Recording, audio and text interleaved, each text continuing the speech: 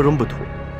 சிவகங்கை மாவட்டம் காளையார்கோவிலில் இளைஞர் வெட்டி படுகொலை செய்யப்பட்ட சம்பவத்தில் குற்றவாளிகளை கைது செய்ய கோரி உறவினர்கள் சாலை மறியலில் ஈடுபட்டுள்ளனர். இதனால் அங்கு போக்குவரத்து பாதிக்கப்பட்டுள்ளது. இது தொடர்பான விவரங்களோடு செய்தியாளர் ஃபாரூக் இணைப்பில் இருக்கிறார். ஃபாரூக், வணக்கம். அவருடைய உறவினர்கள் எந்த பகுதியில் சாலை மறியலில் ஈடுபட்டிருக்காங்க? முழு விவரம் என்ன? வணக்கம் கனிமொழி. சிவகங்கை மாவட்டம் காளையார்கோவிலில் நேற்று இரவு இளைஞர் ஒருவர் வெட்டி படுகொலை செய்யப்பட்ட சம்பவத்தில் அந்த குற்றவாளியை கைது செய்ய வேண்டி உறவினர்கள் சாலை மறியல் போராட்டத்தில் ஈடுபட்டு வருகின்றனர். தற்போது அவருடன் மாவட்ட காவல் கண்காணிப்பாளர் தலைமையிலான போலீசார் பேச்சுவார்த்தையில் ஈடுபட்டு வருகின்றார்கள். காலை முதல் இந்த சாலை மறியல் போராட்டமானது காளையார்கோவில் நடைபெற்று வருகின்றது. காளையார்கோவில் அருகே உள்ள நெடுந்தாவு கிராமத்தைச் சேர்ந்தவர் சரத்குமார்.